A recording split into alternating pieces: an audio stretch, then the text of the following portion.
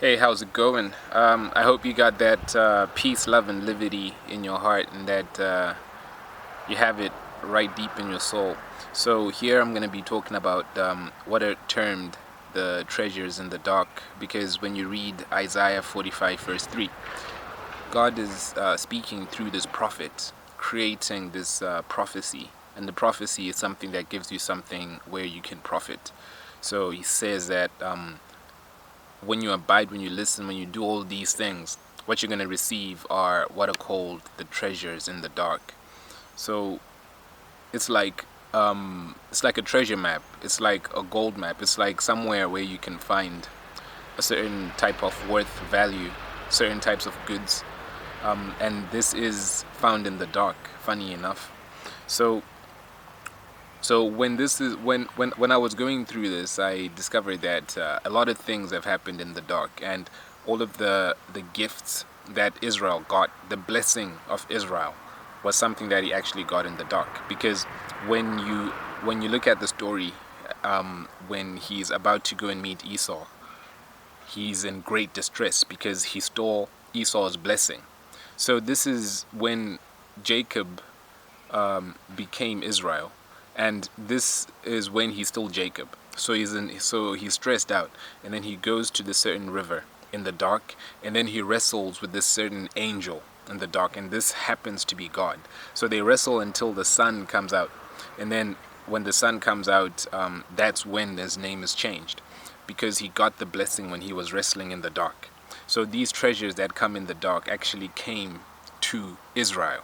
So the treasures that you will find in the dark are how they were walking with the fire of God, which was a pillar of fire, which was light, which was the gift of that in the darkness. They had the gift of light in the darkness. That is his real light. This is his real light. And this is how they were actually moving in the dark, but they had light. So when you look at the story where the Israelites come from, they actually come from the dark places. Where do they come from? Like Joseph, who was a ruler in Egypt, comes from a pit. He comes from like a dark pit, and the Israelites come from this dark slave pit, and then they come and they actually get certain treasures, because God tells them that, hey, you know what, when you're going to leave Egypt, you can get anything that you want. So you can ask an Egyptian for anything that you want, anything that you have seen to be valuable, and you just get it. He put that grace on those people, so they got these treasures in the dark because they left in the dark.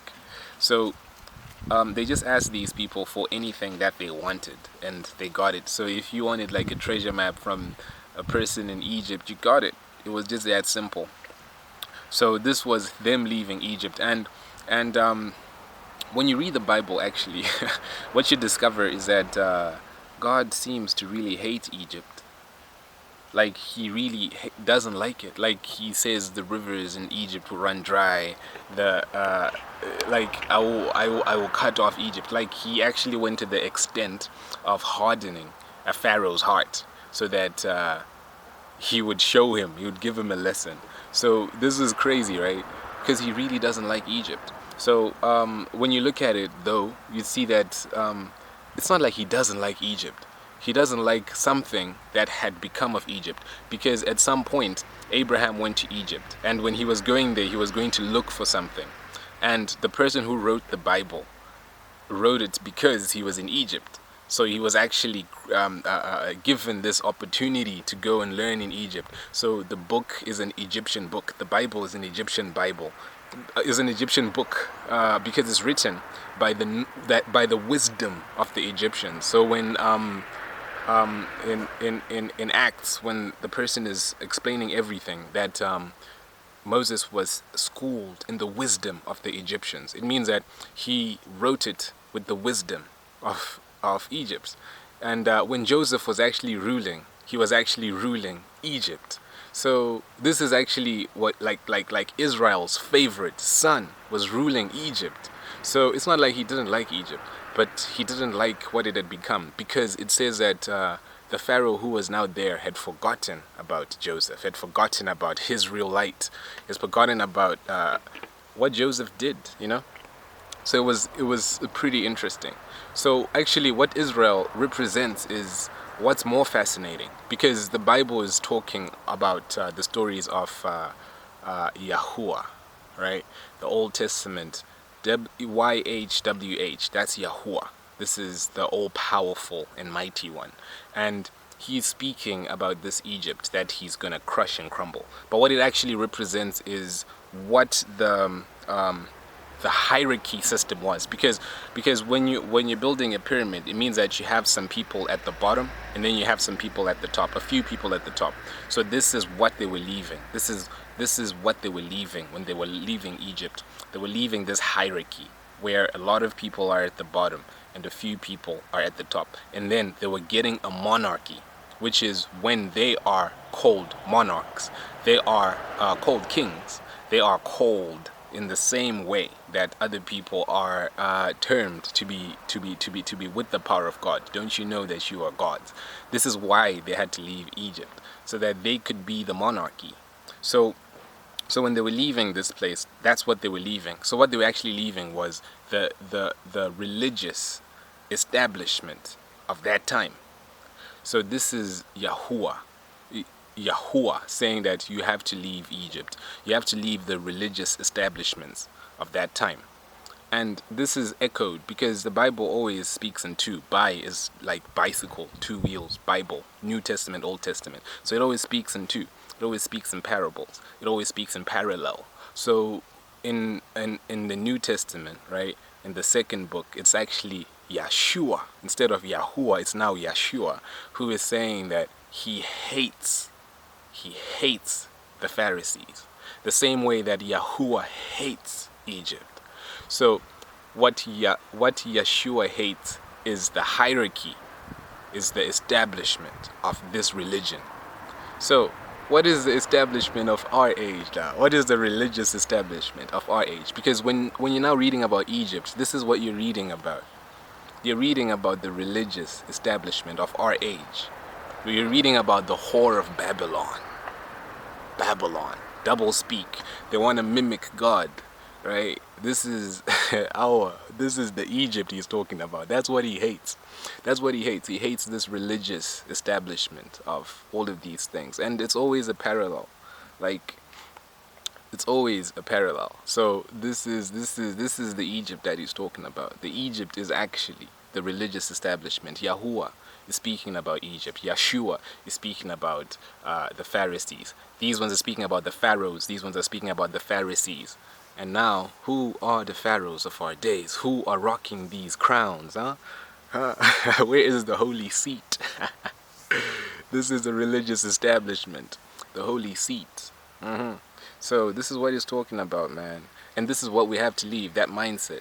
And when you leave this mindset, what you're getting is the treasure of the dark. Because when you understand that all of this is just plainly there, that everything is written down so that it can be justified as true.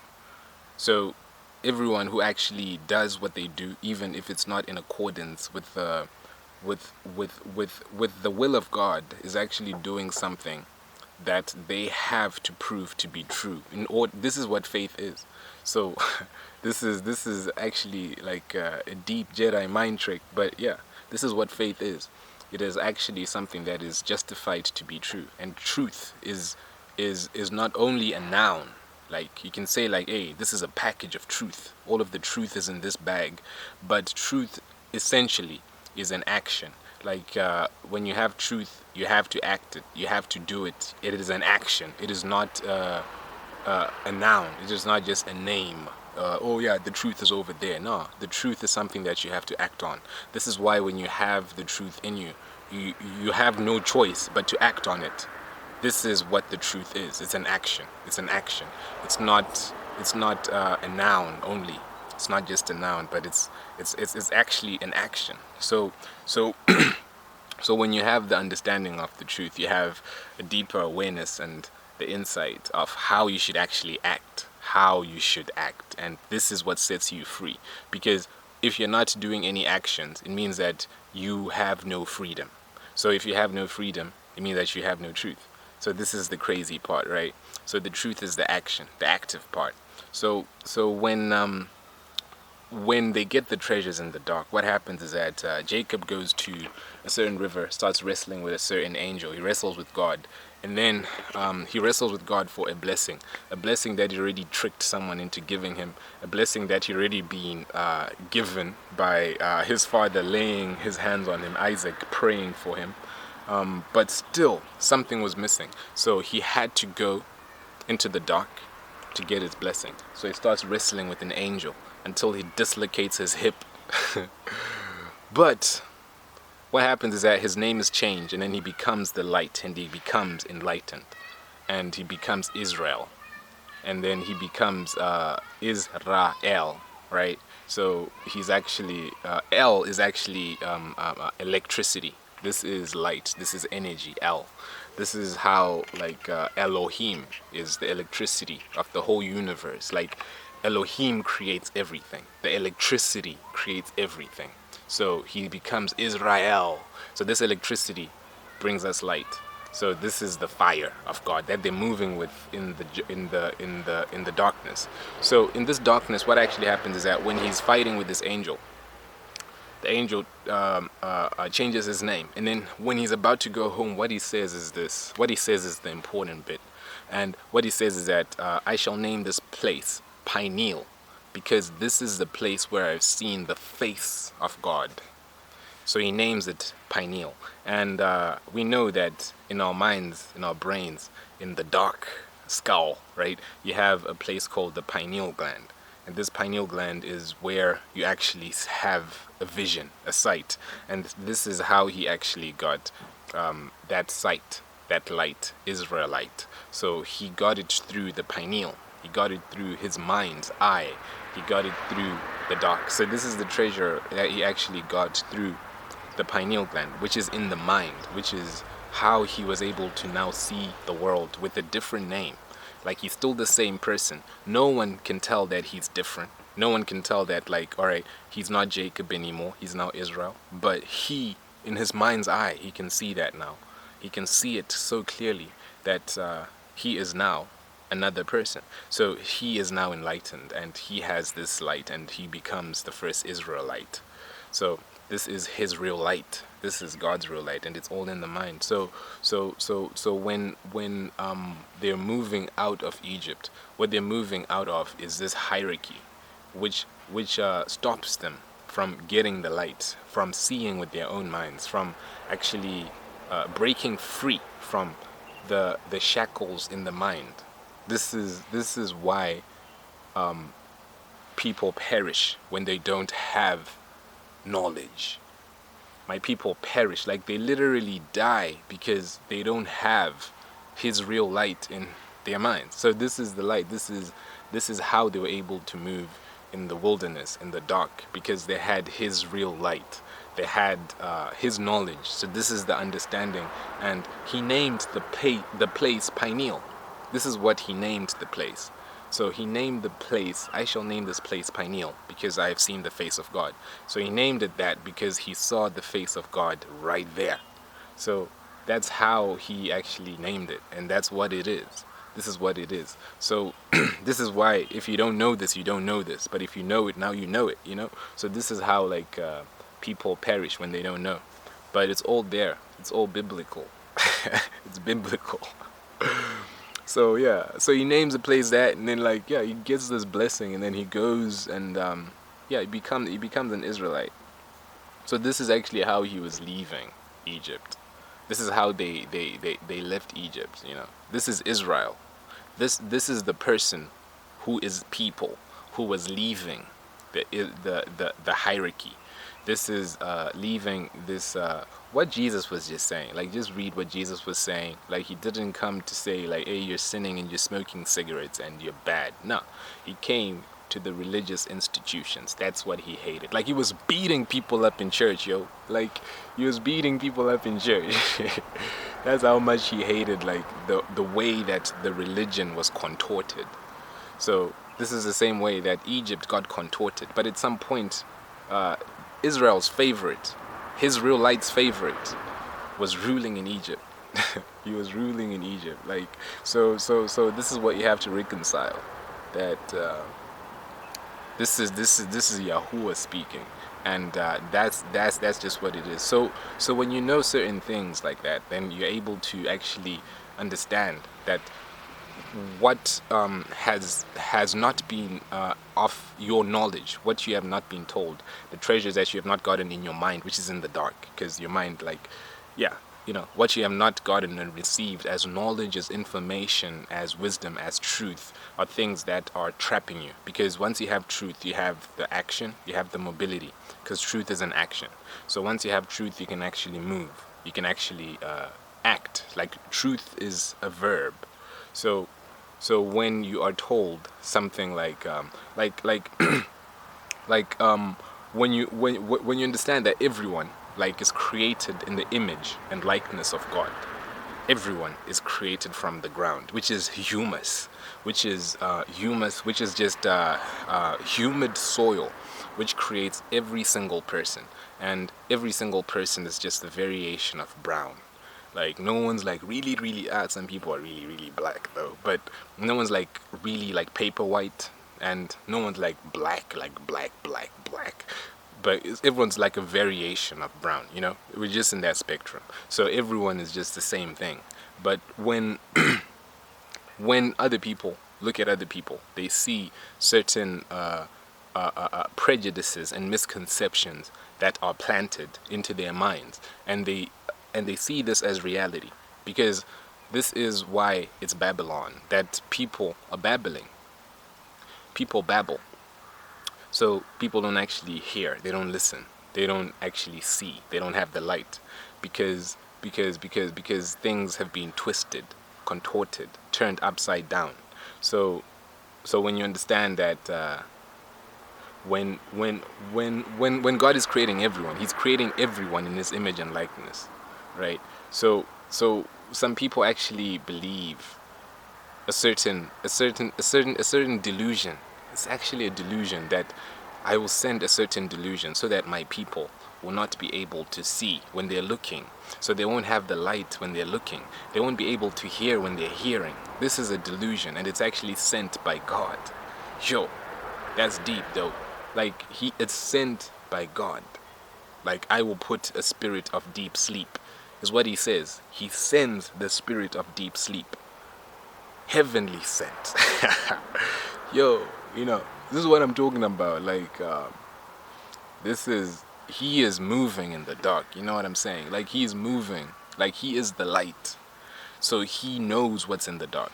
So He sent the spirit of deep sleep. So actually, some people have always seen certain people as being less than other people, which is to look at how the whole world at some point justified slave trade, because even though they had the Bible, right? Even though they had the Bible, right? They justified slave trade, and they actually traded people who look like me.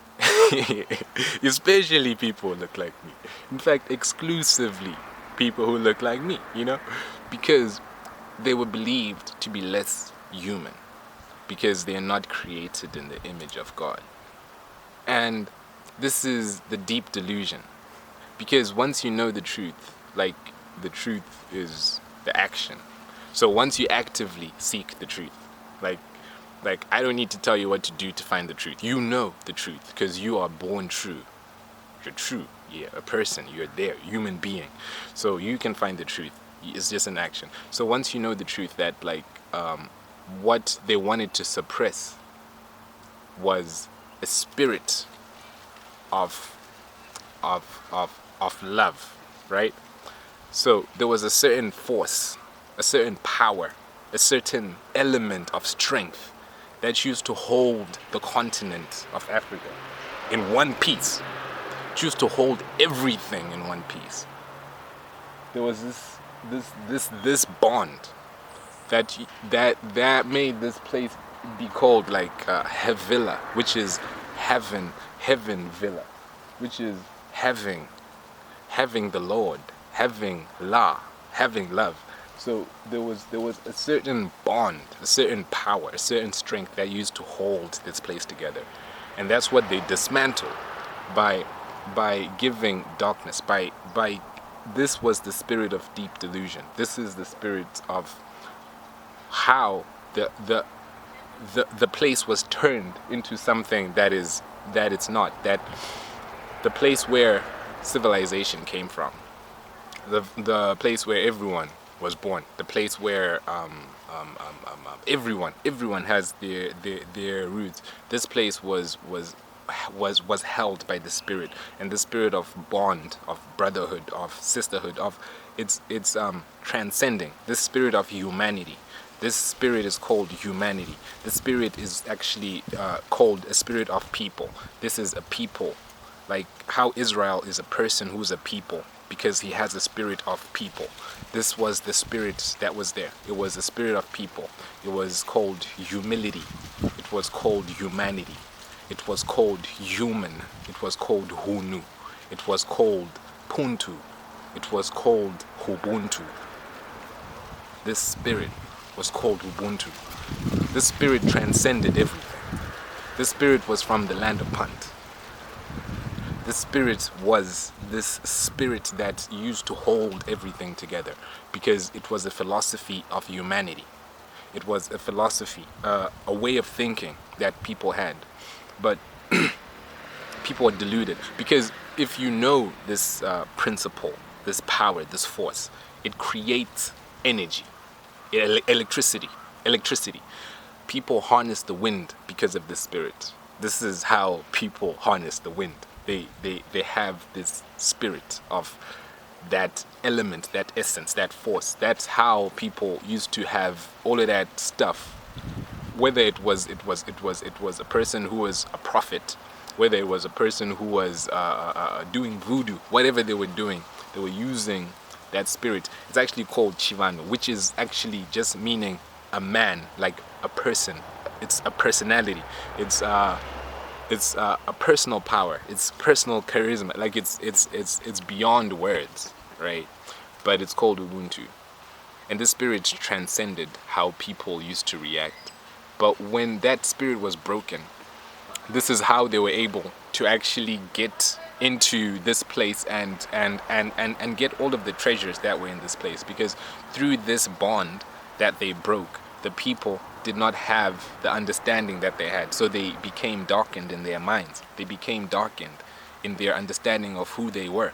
So now they see but they don't see, they hear but they don't hear, because they are in a deep sleep.